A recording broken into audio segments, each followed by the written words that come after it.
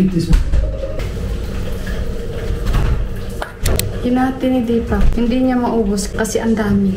Alam niyo ba, season ngayon na mga langgam. Kaya lahat ng mga bahay, kung pupuntahan niyo dito, nagkalat ang mga langgam, guys. Sabi ko, akala ko pala sa bahay lang natin. Ngayon ko lang yan na-encounter talaga.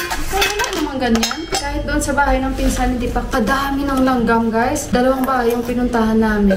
Tinanong ko nga sa Nandira kung may langgam ba sa bahay nila. Sabi niya, meron, konti lang. Sabi niya kasi ito yung season daw ng mga langgam, guys. Magandang hapon sa inyo and welcome again sa ating panibagong vlog, guys. Ang ganda ng ating damit. Ayan, nakalimutan ko tuloy anong tawag ba dito. Hindi ako nakamay ko. Mag-mic tayo. Nakalimutan ko. GD? Jadi. Teka lang, i-google natin, guys. Nakalimutan ko.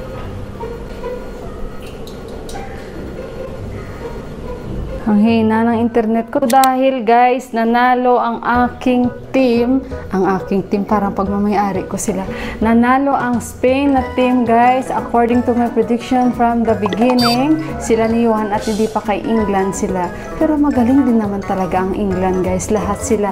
Kagaya ng sabi ko, magagaling. Pero kagabi lang talaga ako naluha dahil feel ko talaga na nanalo talaga yung Spain, guys. Yung GD, parang ginugol ko, parang pangkarate yun, guys. Ito, iba. Ang pagkakalam ko, iba, guys. Congratulations talaga. Vamos. Ang galing talaga nila, guys. Promise. Lahat naman sila. Pero, syempre, kumbaga is, bago nila makuha yung, guys, yung trophy nila, ambot. Napaluha talaga ako kagabi. So, ayun, at late na akong mag-vlog dahil late na kami nagising. Kita nyo, yun ang pagkain ni Deepak. Although, kahapon, guys, lumabas kami. Bumili ako ng isda dahil nagaya si Deepak. Minsan ganon. Labas tayo, kain tayo sa labas. Dito lang naman yan sa amin, guys. Pero hindi rin naman na-enjoy yung food kahapon. Gawa nga, guys, na puro maaanghang yung pagkain nila doon. Nag-order ako wedges. Nag-order ako strawberry milk. Si Johan Oreo shake. And dahil specialty nila yung manok, so nag-try kami ng manok. Yun, nung napa-order na kami 8 pieces, nung dumating na sa counter, ang lalaki ng mga manok.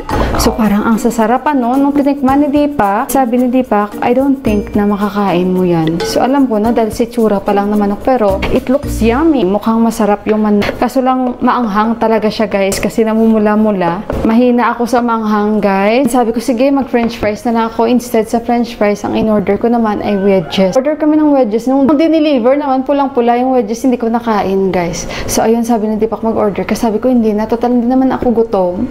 Sabi ko, kayo na lang ang kumain. Si Yuan nakakain siya ng manok. Pero hindi talaga ako kumain. Sabi ko, bibili na lang ako ng isda. So, bumili ako ng isda, guys. At umuwi kami, nagpaksiw ako ng isda. Busog pa ako.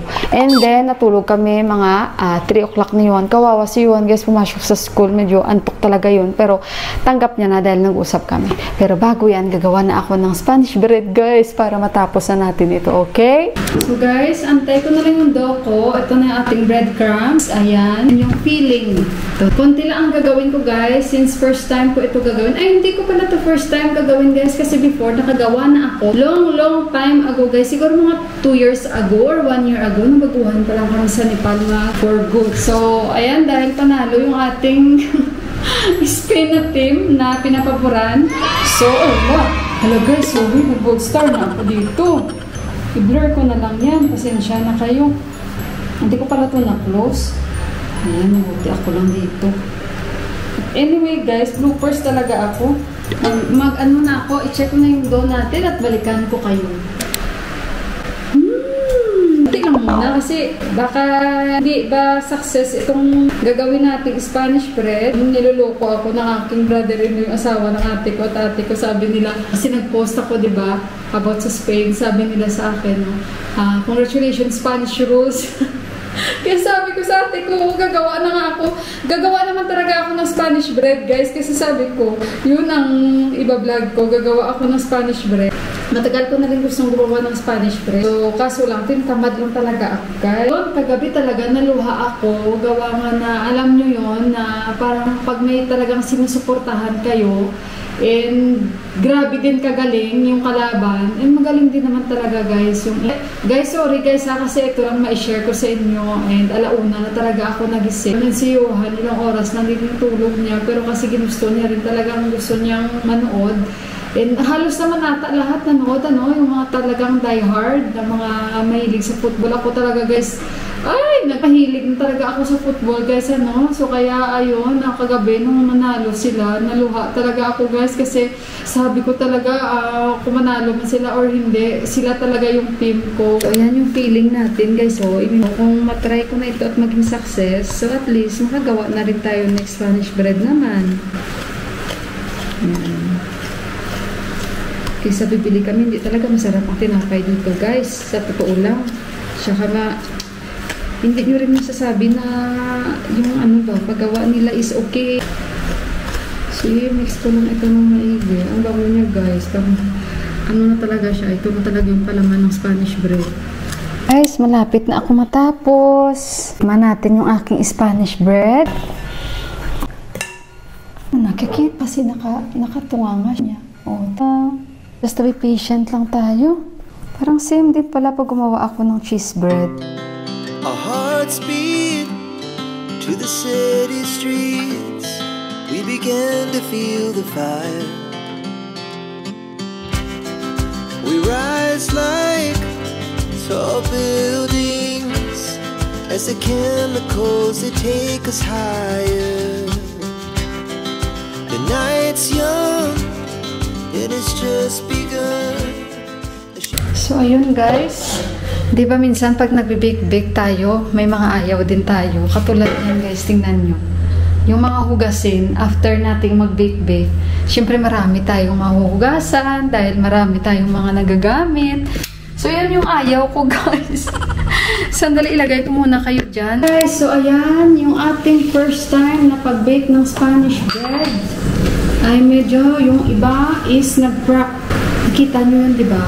So, nasobrahan ko siguro siya ng feeling. Ay, bigla umulog ang feeling. Ayan. Pero, at least, may idea na ako next time na hindi ko dapat pasobrahan or damihan ng feeling. Papa! Tsaka may Japanese tea kami. Tingnan ko lang kung magustuhan itong Spanish bread. Spanish roll.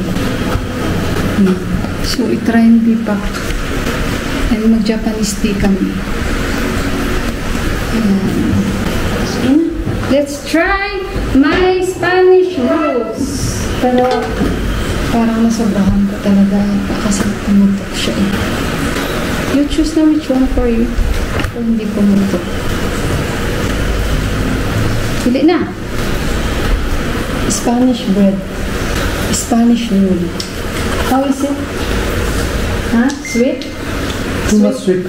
Too much sweet na daw. They make it half big for me. For him, too much sweet.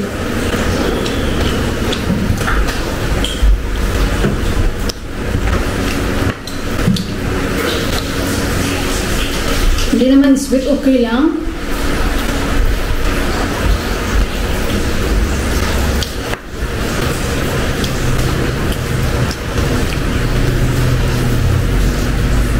I cook Spanish roll because Spain won.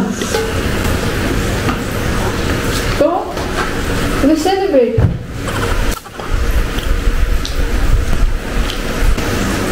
Ito marami.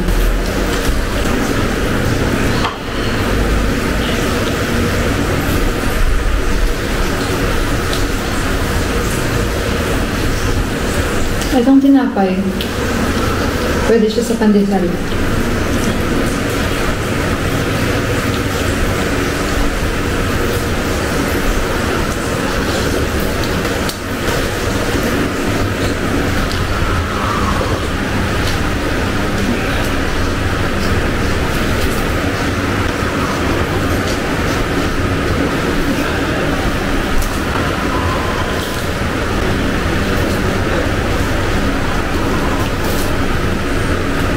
So, ito yung ating second batch. Luto na ito, guys.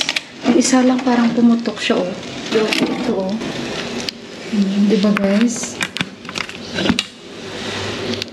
Ito lang siya. Ito lang isang pumutok. The rest, okay siya. So, So, ayan guys.